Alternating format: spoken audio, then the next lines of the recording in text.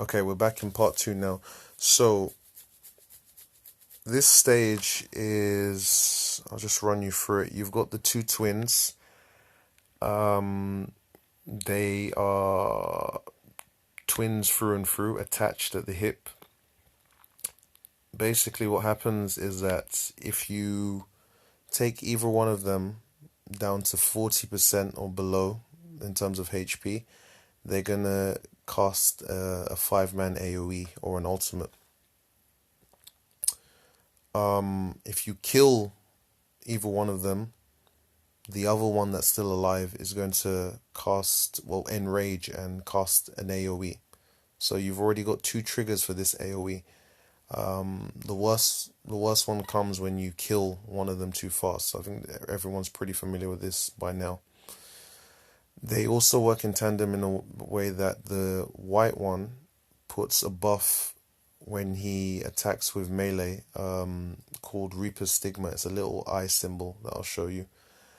So if the white one hits you and puts the debuff on you, and then the black one hits you with a melee attack, most of your units are going to die. It's just like this increased damage, like ridiculous debuff that you want to avoid.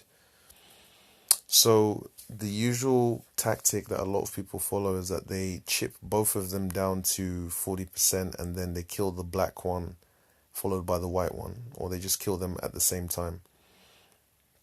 The problem with this is that the white one will keep putting Reaper Stigma on you, and the black one will literally just eat your units.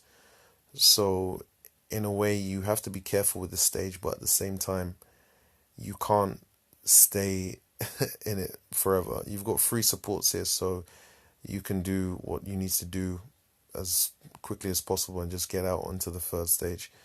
The white one also, as a bonus, if it wasn't already that bad, casts Revive Unavailable. So yeah, you've got a lot to deal with here, but it is pretty straightforward, especially if you have a Berserk Morrigan available.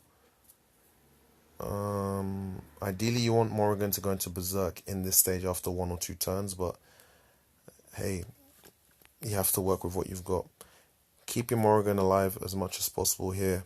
And yeah, let's go into it. So, you want to take advantage of blaze stacks here more than ever. Let's see what happens. Okay, yeah, so all that counter is just going to come in clutch. Here we go. There you see the little eye symbol, the Reaper Stigma. You want to get rid of that ASAP.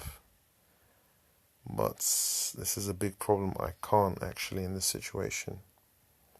Another thing you also want to do to try and mix things up is that you want to try and draw the white one to your right side, which is why I've set up like this, and the dark one to your left side. So that means attacking the left side with your supports. It works sometimes, doesn't always work. Luckily I've got a shield up there. I don't know if I can actually keep my Morrigan alive this time. Let's see what I can do here. No. Ooh, lucky, very lucky. That's good. Yeah, so they alternate between melee attacks and these AoE attacks. I should hopefully be able to get a heal off now. Yes, perfect. Let's keep them nice and healthy. Get rid of that poison. Okay. They both got blaze on them now. So you have to look at it in a certain way. You have to stand by with a shield. Usually at this point, if your timing is right, I'd be at the point where I would be able to shield, and now an AoE would be cast. But I think the white's not going to cast it because it's just teetering around 40%. The right hand side one is very healthy. One attack will do it. It's all about looking at your turn order as well. It's all strategy.